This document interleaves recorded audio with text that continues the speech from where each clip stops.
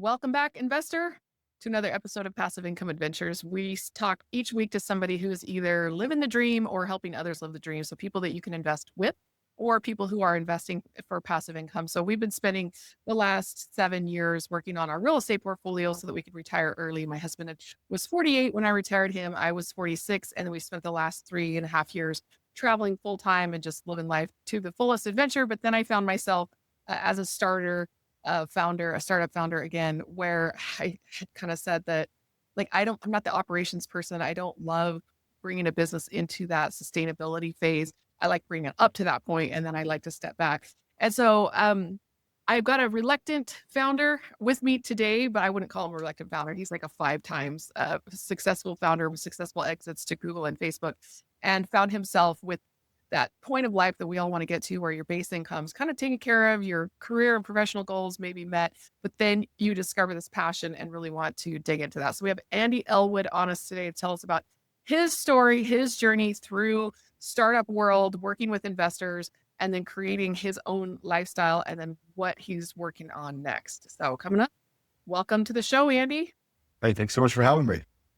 Yeah, I'm super interested in this story. So before we dive into your background, what kind of caught me about when first reached out about recording together is that you've got this new app for basically saving money at the grocery store. And I always make this joke on the show, like when you're an investor, you're asset rich, you're cash flow poor, and you're always trying to figure out how to invest more. And so that comes with like a level of frugality where we have these odd ways that we'll splurge on stuff because, like, hey, we're financially independent. I can buy what I want. But then also the super frugal for the things that just don't matter as much. And for me, the basic groceries, I always want to save money on that. But I'm like, oh, my time's worth so much more than that. So, but if you are putting it together in a simple app where I just put my grocery list in there and you tell me which store to go to in my area or which one to order at Amazon or whatever we're going to order from. That was really intriguing to me because I have 6 kids and I think everybody listening is going to relate to this either from the consumer side or the potential investor side. So tell us just a brief thing about what you're working on right now and then kind of bring us in your background, what led you up to this point. Yeah, no, I think the thing that I know from the most successful people that I've ever had a chance to work with is they may not care about saving money, but they don't want to overpay. Yeah. And it's a little bit of semantics, but Yeah. if Like the it's same thing, but mentally different. Yeah. yes, yeah, and not overpaying is what we expect for just everything else that we purchase. Like, Yeah. for homes we have Zillow, for Auto Trader for automobiles we have Auto Trader, for travel we've got Expedia or Priceline. They give us our options, they let us know where our choices are, and then we pick what's best for us in the moment. But for grocery, the thing we buy most frequently, we're just hoping that the store we walk into is going to charge us a fair price. And with the technology and AI and everything you may have seen in the headlines recently, like it might not be a fair price based on the way that they're tracking information and manipulating prices at the electronic shelf tags. So that's what we set up to do. We said that this is a huge opportunity, an opportunity to define a category and really just help families save money on groceries by giving them the information that they need. And it turns out it's a really good business too. And so I appreciate you bringing me on. It's early days for us, but the momentum is there and we're really excited about what we're building with Stretch.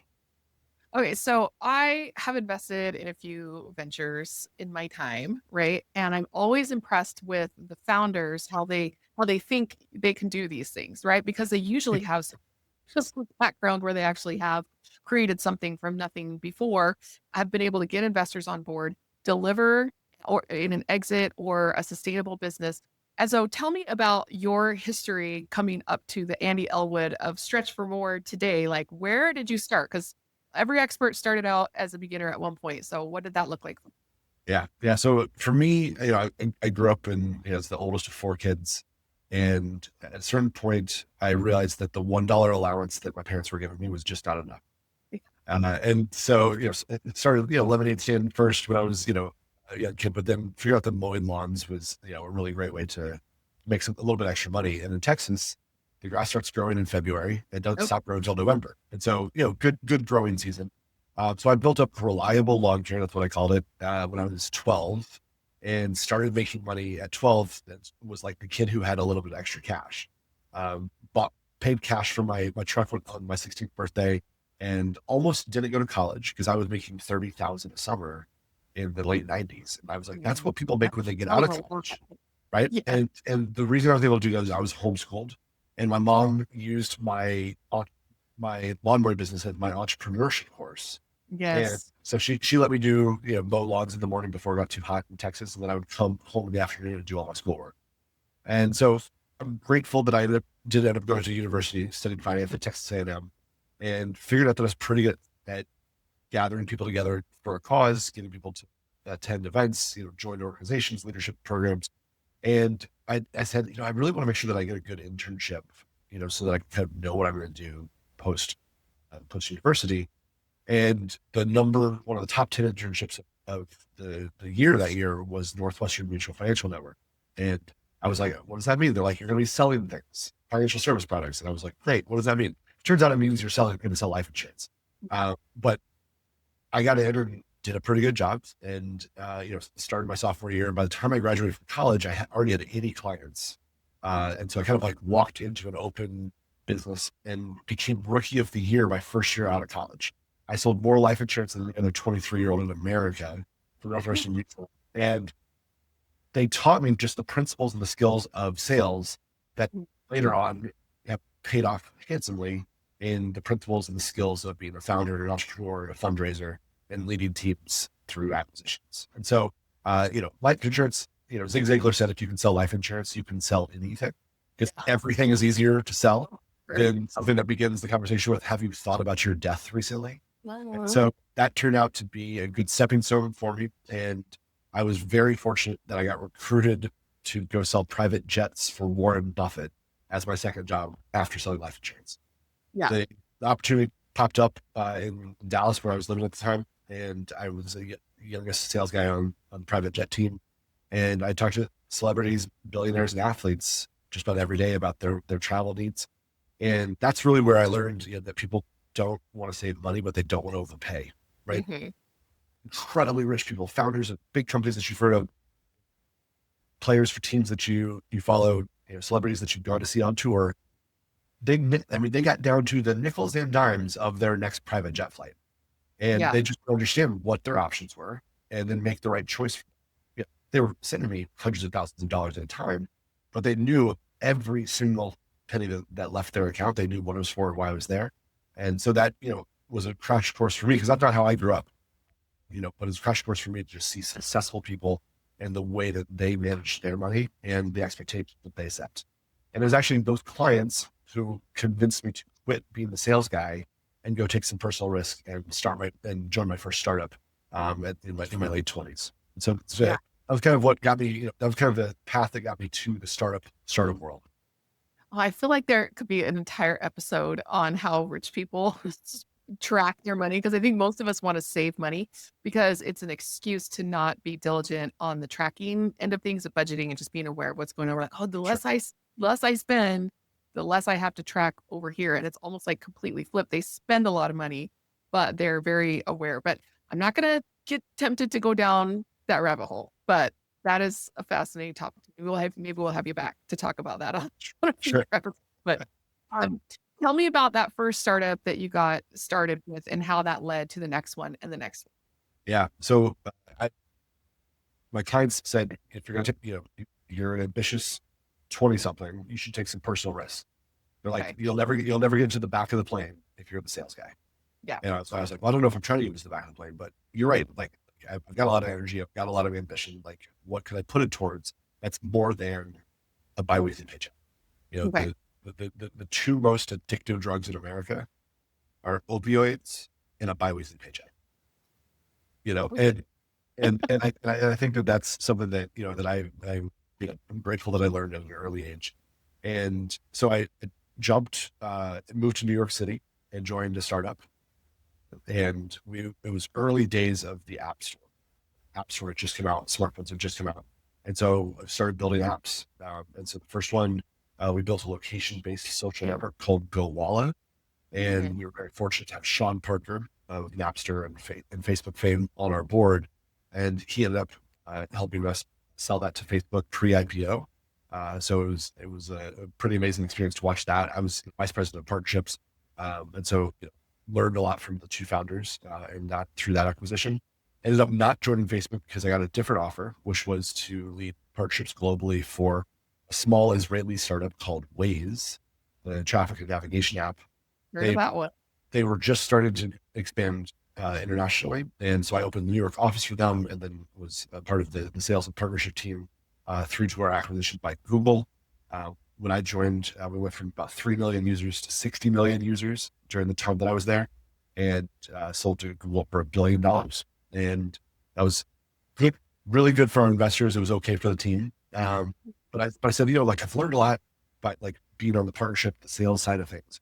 What would it look like to go found, my own project, and I was like, look, the first thing that I joined, we sold to Facebook. The second thing I joined, we sold to Google. And this startup thing is easy. And turns out it's not. Famous. But the next company I helped get a company off the ground that ended up being bought by private equity a couple of years later. But then I was like, like, I've got three good headlines, but I really want to like put my imprint on something, and the question was being posed by my person who became my co-founder. He had just become a new dad, and the question that he was riffing on and that he and I talked about was like, is that actually how much it costs? Like, he was buying a lot of new things for the first time, right? And he's like, wait, is that actually what this costs? And so Yeah. one weekend we took a receipt and we drove around to all the different stores and said, is that actually what this cost? And we built kind of the spreadsheet to understand at each store, if we recreated the exact receipt, what is the total price at these stores. And we did that across 9 to 10 different stores and found that there was 20 to 30% difference in price in his neighborhood for the exact same products at different stores.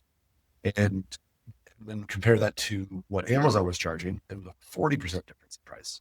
And this is early days for Amazon as far as the groceries. This is 20. So we said, what if you had a smart shopping list that would tell you before you left for the store which store you should shop at this week for this week's groceries? And that was the thought. We're just like, we've got Zillow for homes, we've got Auto Trader for cars, we've got Kayak for travel. Why not for grocery? And so we set out to build the company. Turned out we didn't think through one piece of the puzzle, which was how do we get the data? We told the grocery stores, this is what we're building. Shoppers are really excited about this. We just need your data. And they said, absolutely not. Get out of our sense. No way. We hope you fail. And there was something about the way that they were protecting that data. Yeah. That made me realize just how valuable it would be if you had access to it for shoppers. That shoppers would benefit so much from being able to actually understand what their choices were, and the way that it was being guarded, like in every movie, like in every video game. If the area is off limits guarded, there's probably something pretty valuable back there. If it's behind lock and key, what's back there? And so we set up to figure out how to get access to it. So with my background at Waze, which obviously was crowdsourced traffic navigation, I said, what if we crowdsourced all of the prices on all the products in all the stores? And in hindsight, that's insanity, but that's what we did. We crowdsourced 118,000 grocery stores, 40,000 products in each grocery store, and built an army of secret shoppers who scanned barcodes for pennies per scan and typed in prices, and built early machine learning and AI backend platform to be able to help shoppers. And it was pretty exciting. And, we started to grow and started to take off. And we raised $20 million of venture capital. And we were doing it. We were like, it was working the way that we hoped it would work. And then a couple tragic things happened. We were running into January of 2019 with a whole head of steam. We were doing millions of dollars of revenue. We had 650,000 shoppers that we were helping. And our investors were like, pour it on, keep going. And our lead investor said, I'm going to give you guys a $5 million bridge round so that we can raise a much larger round later in the year. Fortunately, he passed away in a plane crash 3 days before he was supposed to give us that $5 million check. But we had budgeted and we had hired as if that money was already in the bank. And so we learned a very tough lesson very quickly, and spent the rest of the year trying to recover. I invested too much of my own money. My co-founder invested too much of his own money to try and get the business back to where it needed to be. we had some not so nice investors come in and say, we'll give you money, but on these crazy terms. But that was Yeah. the way that we want to keep the business going. So we did what we had to do. Founders are a little bit nuts, as you alluded to. And we said, you know what? 2019 was a tough year, but at least we've got everything in place so that 2020 can be the best year ever. The best year ever. And, Another famous last word. Startups are easy, especially in 2020. and so this pandemic thing happened next. And unfortunately, that just changed all the behavior, right? Changed the way that people shop for groceries, changed the way that we were able to collect that data. And so unfortunately, that company, basket.com, did not survive the pandemic. So I learned a lot. I learned a Yeah. whole heck of a lot Yeah. in that process. But I also, was always really convinced that we were right, but maybe we were just early. But I always said, man, I really hope somebody will work on pricing transparency for groceries one day. Like we maybe laid some good foundations. I hope somebody built on it. And so after that, I started doing some angel investing, started working on some smaller projects, and became an executive coach. And that was a great way for me to stay close to founders, to investors, but to be able to hopefully help some other people not make the mistakes that I made in the process. But the whole time that I was executive coaching and catching my breath from 15 years of building companies, people kept reaching out to me and be like, "Hey, price transparency for groceries. Like, I think I want to tackle that problem. Can I pick your brain on it?" And I was like, "Yeah, someone should do it." And so I kept telling people, if you figure out a way to do it in 2020, 2021, 2022, 2023, that's different than the way that I did it, better, like I'll be your first angel investor. Like, I'll back you. Like, I really hope that this exists someday. And then in the end of 2024, somebody reached out to me who knows the grocery industry forwards and backwards and said, "Here's my approach, and I think it would work." And I said, "I believe in that approach. I want to support you on that." And he goes, I don't just want you to support, I want you to build it with me." And so he drafted me back into being a founder. And so it's been an incredible 12 months of working on that. But we incorporated the company in April, we wrote the first line of code in May, and we were able to launch the app and the fully baked pricing platform the first week of December. So it's been an adventurous year, but I'd say I'm a reluctant return founder because I also became a dad for the first time this year. And I have two babies now. I've got my startup baby and my little daughter, Eloise. Yes. Oh my goodness. That's like an incredible story. So, it's almost like you had something that was in too blue of an ocean, and then somebody else, Great way to say it, it. you're like breaking waves and getting through all of the difficulty. And then, like you said, somebody's going to follow that, and you're getting a second bite at this apple. So what's Yeah. different? What's different between the way that you set up Basket versus Stretch as far as data collection? I mean, like my husband and I worked for several years. I was intern and I did marketing, and he was IT for some big data science startups. Okay. And yeah, I'm just laughing as you're talking about like data being protected, especially with there's like some allegations of grocery cartel pricing going on with price gouging. We've all been kind of hearing about some of these little rumors over the last few years. And my partner at this fund used to be a chief executive officer of a large grocery chain in Hawaii. Oh, And wow. so Okay. these, I mean, I feel like you're talking about so many things I'm like tangentially Sure. a part of. Yeah. Really what I want to know is like, can you expound on the data industry, locked data, no pricing transparency, some of these accusations that some large suppliers are fixing supplies, fixing prices, these kinds of things. And then also how your process at Stretch was different than what you did before at Basket. It's a lot of Yeah. So, questions. yeah, no. I love all the ways that you're seeing the connections. The, the biggest thing that changed building in 2025 compared to building, in 2013 is that because of the pandemic, the thing that killed Basket, Yeah. grocery stores had to update their antiquated data structures to allow for curbside pickup, Instacart, DoorDash, and New Greens. Okay.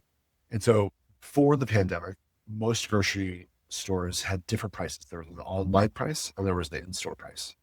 And Mhm. so it didn't, if you could find the online price, it didn't translate to what the in-store price was. And so that was not really available to us at Basket. So we actually had to go in-store to get in-store prices.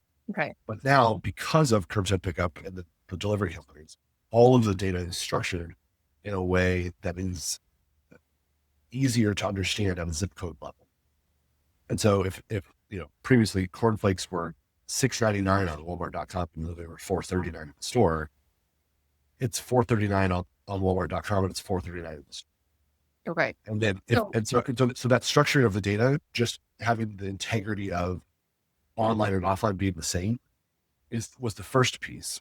But then yeah. you're seeing with even 2 months ago, Walmart big announcement with OpenAI is that the retailers are realizing that if they're not being considered for this trip to the grocery store, then they're irrelevant.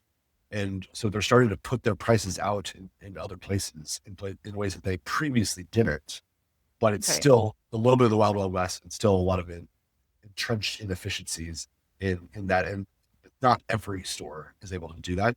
But that's hinting at that we think the future is, which is that they realize they're not going to be able to play all of the games that they have played in the past around discounts, loyalties, coupons, promos, etc. Yeah. Okay. So correct me if I'm wrong here, but you're talking about companies like Instacart that are third parties, but they're actually going in and doing the shopping. That the data is now available through third parties rather than primary data from the retailers themselves. And is that including, those rewards programs where it's like if you take a picture of your receipt and upload it, you get prizes or credits, things like that?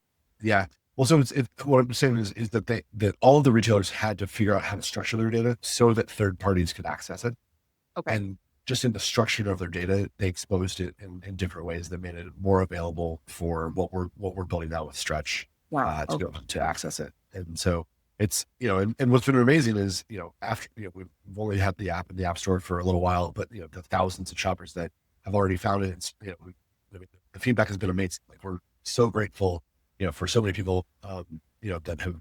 Yeah, I went viral on TikTok. I didn't know I could do that, but like I showed people how the app works, and that one video, I don't have any followers. Like that one video has over 1,000 comments. And Yeah. like people are just like, they're like, you're doing the Lord's work, buddy. Like, this man deserves generational wealth. Like this is what, this is going to save me 2 or 3 hours a week. And I Yeah. think that's what gets me really excited about what we're building is like, it's a real problem for real people. Yeah. It's I not, don't think any of it, that. yeah, it's not trying to make, it's not 3D trying to make lab. my, it's not trying to make my email more efficient, right? It's an Yeah. actual problem for real people, Yeah. and solving for real families. And so I think it's something that is a lot of fun to be able to pour my heart and soul into. Yeah, absolutely. I mean, like I said, I only get greedy landlord online. It's like, oh, sorry, your job is so hard, gouging people.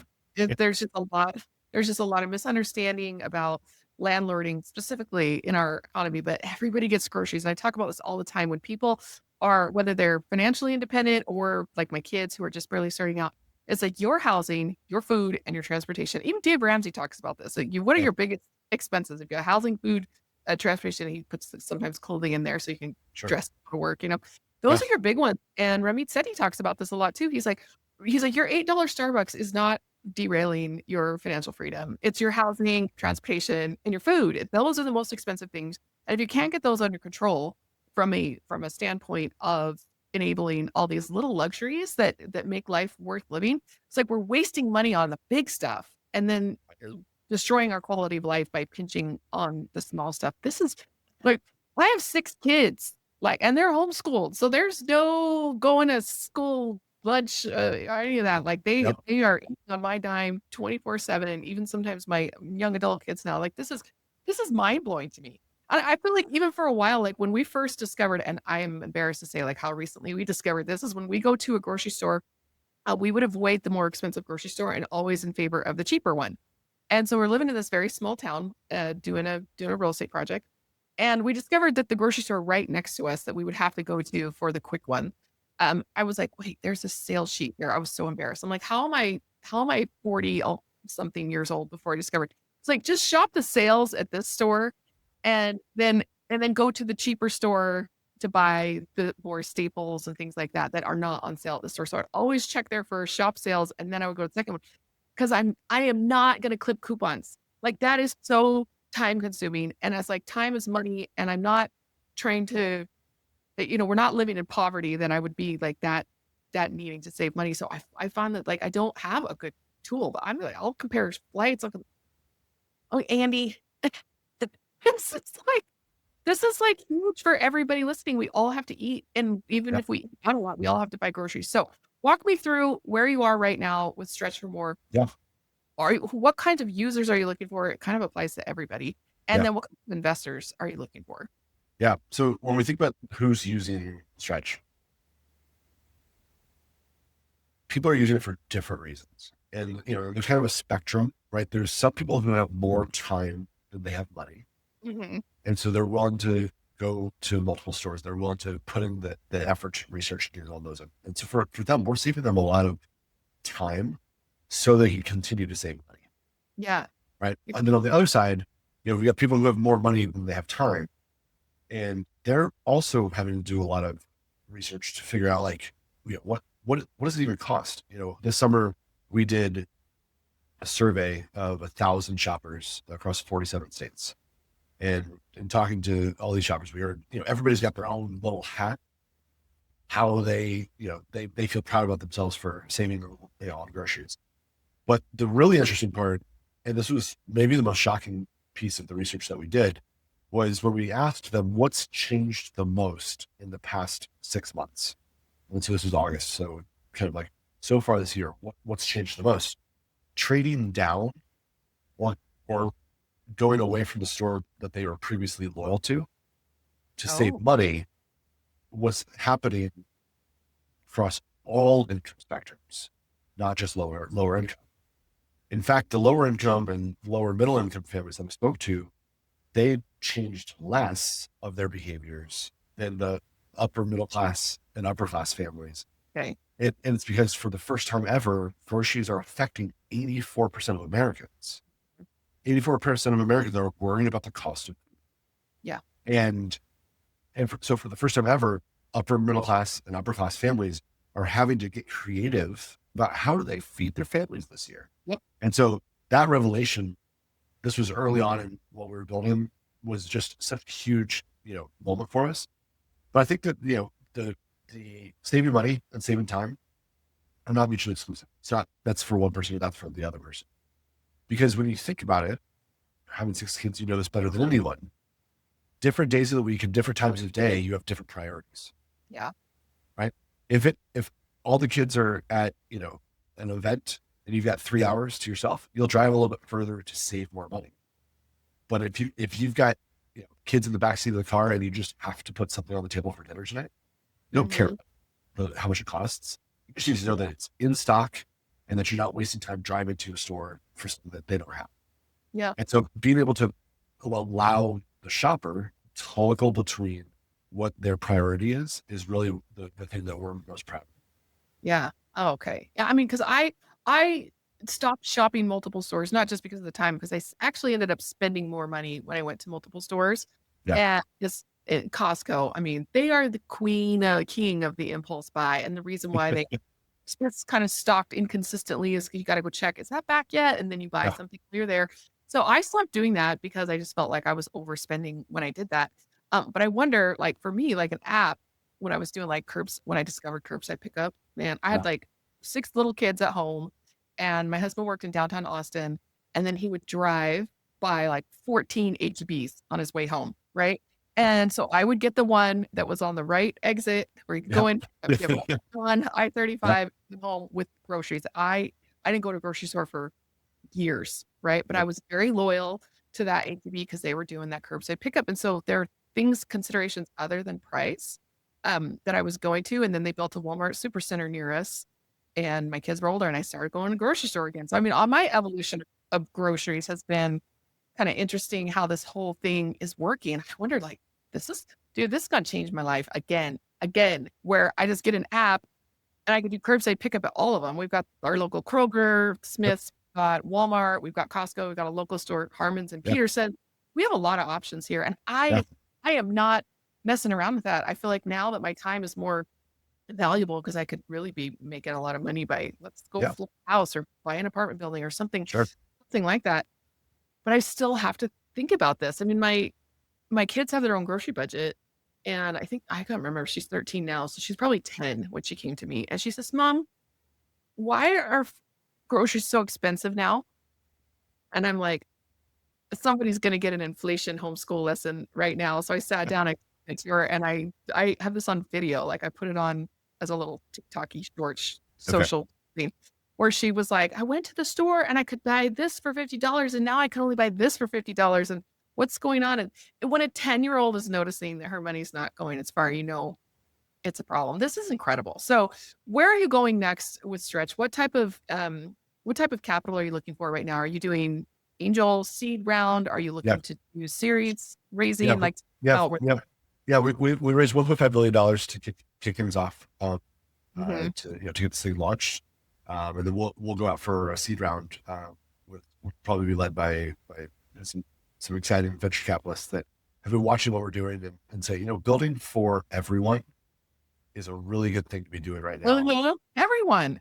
I mean, like you said, you have different segments of your customer base. Every business does, right? But you have grocery stores, like let's take HEB for example, where they are really catering to someone who's a little bit more, it's a little warehousey, right? But they've got this cult following that even if they're going to overcharge for something, people are still going to go there. That's a very different customer than somebody who's just going to hit, the Walmart every single time. But here, now that we live in Salt Lake City now, Harmon's, it's like a high end, it's Yeah. tailored for high end, it's a locally owned, they're not a huge national chain. And it's supposed to feel when you go in, like somebody who doesn't want to put up with the riffraff at Yep. Walmart. So these are very Sure. segmented. If you have all of these customers at all of these different grocery stores now being able to funnel um, into a single app that everybody can use in a different kind of way. Cause like you said, some have more time concerns, some have more money concerns. Yeah. A lot of them have both, honestly. Yeah. Yeah. Yeah. Yeah. And I think that's the thing that I, encourage, anybody who's thinking about building something, find the thing that is not going to be replaced by AI. Mm. And people are still gonna eat that even after AI's, Yeah. done doing what it's gonna do, and so I think that, there's so many different ways that that's gonna evolve, and we're learning more, every day about, how people are thinking about it, how businesses are thinking about it. But there's be casualties, in every industry. And my hope is that retailers being able to overcharge or manipulatively charge for food as people are trying to feed their families is one of the casualties. I hope that practice goes away, because if we're successful, if Stretch does what we're endeavoring to do, there will be a source of truth for how much does it actually cost. Yeah. And that's something that I get really excited about, being able to partner with shoppers and with people who want to see that future come to life. Yeah. And I'll tell you an experience that we had. When my husband first left his job, we went out and we hiked the entire Arizona Trail, all 800 miles. And when you stop in the little town to get food, you're at some sort of a gas station, bodega, tiny grocery store, these little towns, right?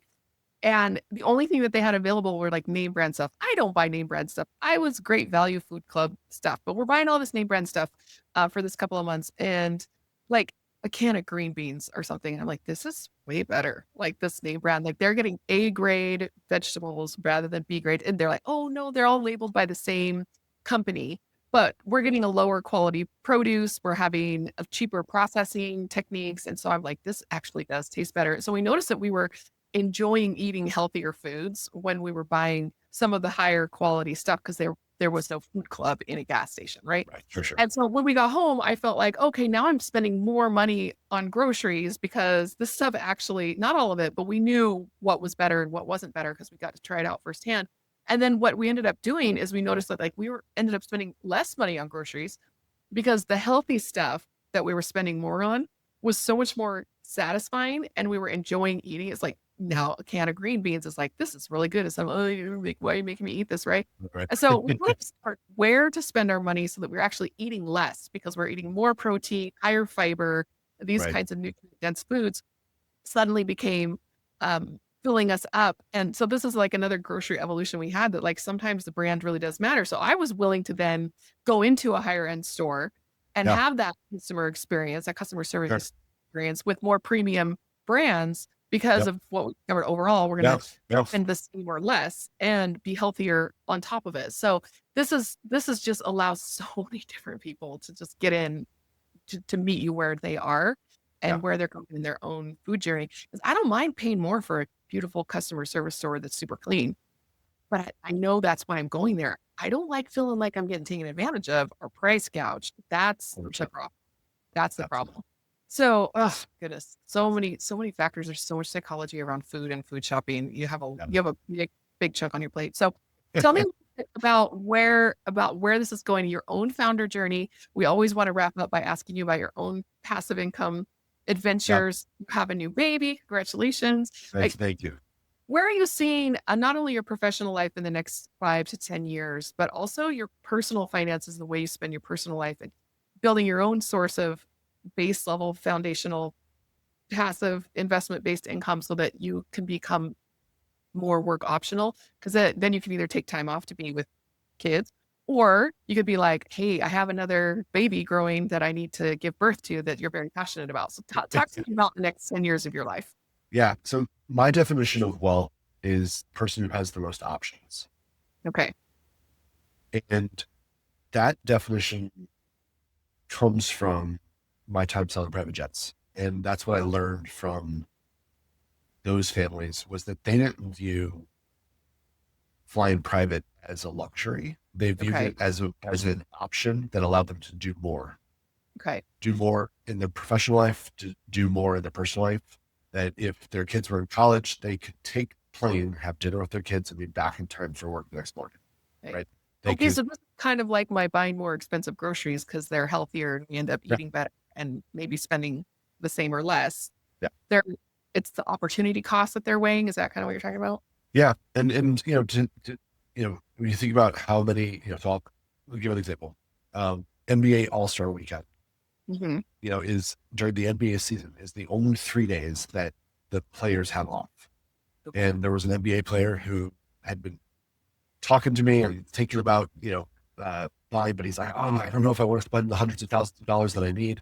And the morning of first day off, American Airlines canceled his flight and it wasn't going to be rescheduled until later that day or maybe the following day. That was the only time he had with his daughter during the Wow. season. And he called me at 5 a.m. and says, where do I wire the money? I need a plane in 3 hours. Yeah. And it wasn't luxury. It was an option because the the company that I worked for is by number of planes in the air is the third largest airline in the country. Except all of those planes run without a schedule. They're the promise to the person who has access to the planes is your plane will be on any runway in 8 hours or less. Okay. And so, if you're having dinner and a tea time opens up to play Pebble Beach, you call, say, I need the plane on the runway at 6 a.m. Off you go, right? You get the option to go do a thing that you wouldn't be able to do in any other way. Reservation opens up at a restaurant that you always wanted to eat at.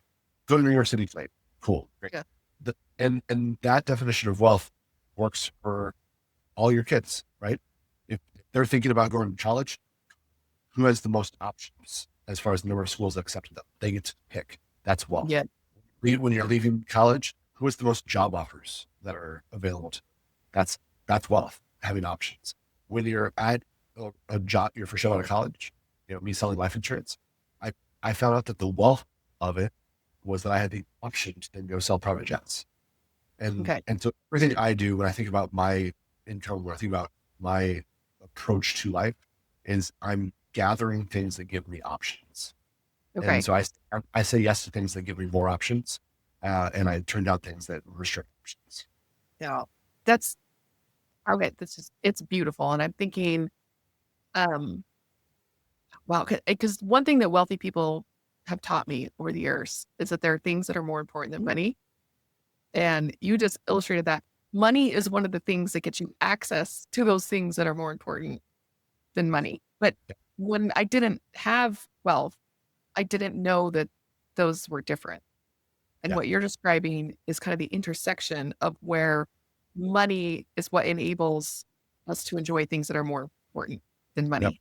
Yeah. And a mentor of mine told me when I was in my early 20s that money is like blood. We Mhm. don't live to make blood, but Yes. we need blood to live. Yeah. I And mean, money is a tool. Money is a tool that changes the way in which you operate, but it's a tool that gives you options. It gives you the yeah. option to spend it. It gives you the option to hold it. It gives you the option to invest in it or to give it away. And you don't have those choices if you don't have that money. Mhm. And so But what, it's not all about money, but money is one of the things that can unlock things that you wouldn't be able to access otherwise. yeah. And you described the opposite of that when you got painted into a corner in basket. You're making decisions based on being locked in and having less options versus being able to increase your optionality. And so you Yep. probably learned a lot. That lesson taught you a lot. Yeah, it did. It really did. Yeah. So where is your exit for Stretch? I know you have lots of options. You're very, very new. But having made a couple of exits before and a not exit, we're gonna call it. um, where do you see this going and how much does your personal life factor into where you would like Stretch to go to? Yeah, conversation I had with my wife when deciding to build this company is that we made a 10-year decision Okay. that we had to be willing for this to be something that we locked in on for 10 years Okay. because otherwise it was worth disrupting what we already had. Yes.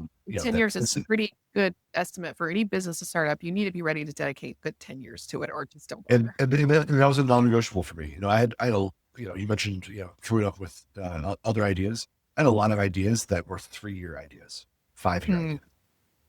Yeah, but if I'm going to take my network, if I'm going to take my time, if I'm going to take these years of my professional life and build towards something, I want it to be something that is a 10-year problem. And price and transparency for grocery, I've already thought about for 12 years. So Yeah. I just doubled down and said I'm going to think about it for another 10. But that's how Yeah. important it is, and that's I'm very grateful that I had the option to to make that choice and to be able to go back and start at square one, because it's one thing to get to found another company. It's a whole other thing to get to try and solve the problem that I've been thinking about for this long and get a second chance at building this.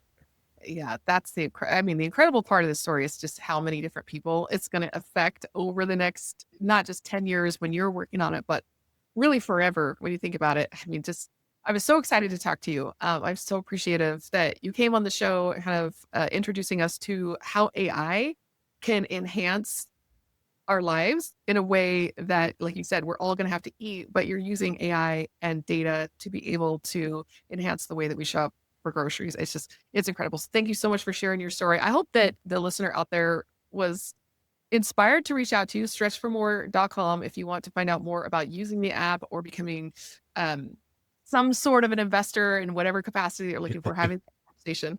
Um, now, I always ask, like, who would be the ideal person to reach out to after the show? I mean, people can go to the App Store and download the app, but who do you want to have a conversation with afterward?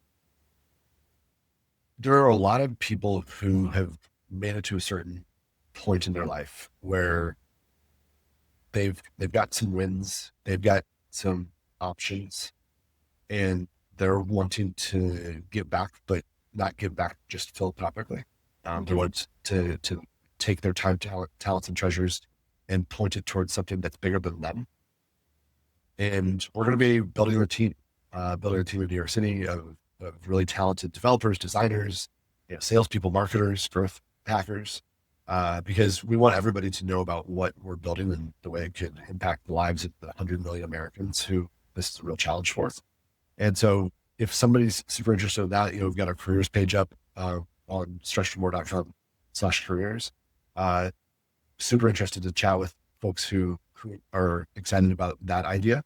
But also, the, we'll be raising funds down the line, and we're excited about the people who already know about us, but we're always looking to chat with more people. Yeah, awesome. Yeah, lots of opportunity there. Yeah, and lots of different levels. So Yeah. we really do encourage you to reach out after the show because that's why we do the show. Honestly, because we want to talk to you afterwards. Like my expertise is helping you figure this whole thing out so that you can either retire early, become work optional, become a founder, start a nonprofit, whatever it is that you want to do. That's kind of where I really thrive. And then we talked about in a previous episode of like minting millionaires, because I feel like then you go out and you build stuff like what you're building, Andy, or you start some sort of a nonprofit of frontline philanthropic work, whatever it is. I'm so excited to be part of this movement by sharing great guests with you and also sharing great opportunities with anybody who is looking. So please reach out after the show. You can get a hold of me easily at investwithemma.com and get a hold of Andy at stretchformore.com. Appreciate you listening. I know that your time is very valuable and hopefully we'll bring you a lot of value in these shows each week. And I will see you next week when we talk about our next passive income adventure. Thanks again, Andy. Thank you.